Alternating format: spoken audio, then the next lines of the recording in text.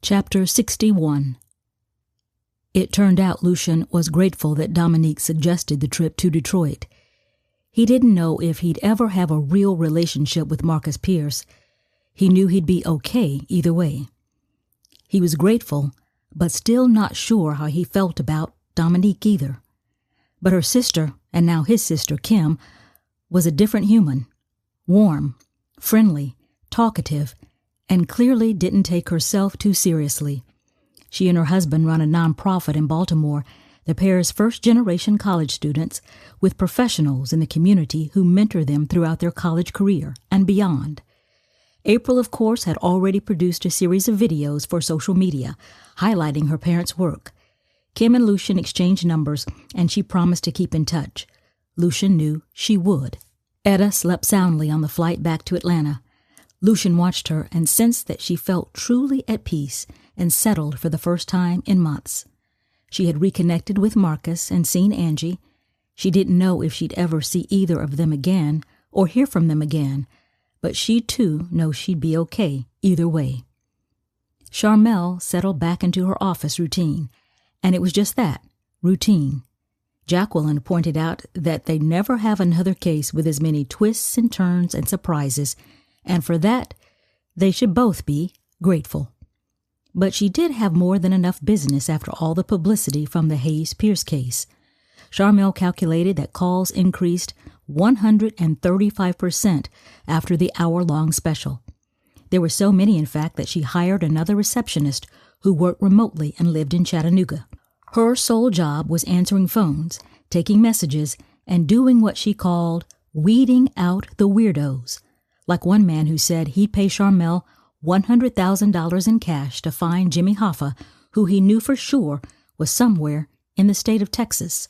She made a mental note to be sure to tell King that story when he asked her about some of her more interesting phone calls asking for her help. She wouldn't have to wait long to share because they met for dinner as they had the past 2 nights. This time, she agreed to meet him at the Jiggy Pig. He was standing at the counter, engaged in a lively conversation with 2 older women wearing white aprons and hairnets, and he was standing in front of the blackboard menu. Sure enough, nothing had changed, except there was only one misspelled menu item, pork chops covered in gravy, Gravey. Then King stepped aside to reveal the menu item of the day, the Sharmelle special. "Welcome to the Jiggy Pig, Miss St. Simon," King said with a grin on his face. "Hey, superstar," the 2 older women said in unison. "Hello, ladies," Sharmelle greeted them. "And would you or Mr. Lee like to tell me exactly what the Sharmelle special is?" The ladies didn't respond, but looked at King and smiled. "Have a seat right over here and I'll explain," he said. There were no tables in this restaurant, just a row of 5 chairs for customers waiting for their takeout. Both customers in chairs smiled at her in a way that she knew they recognized her.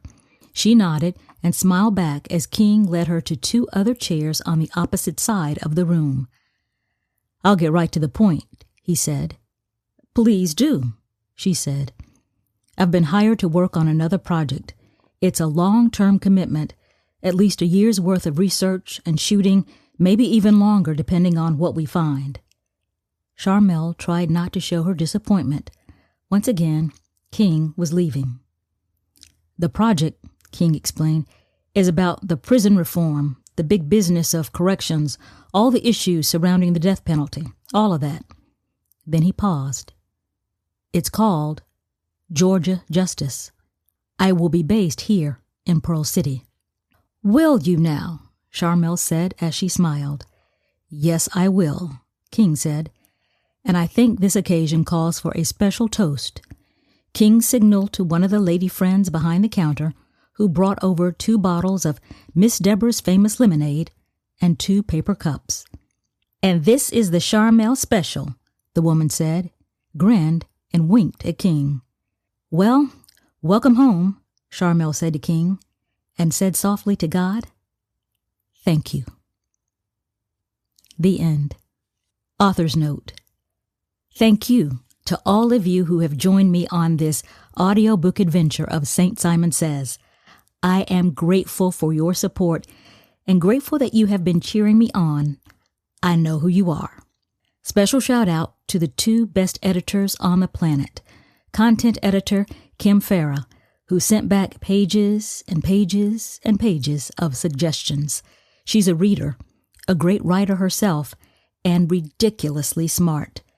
And copy editor Jacqueline Randolph, who doesn't miss a comma and will stay up way past midnight thinking about subject-verb agreement.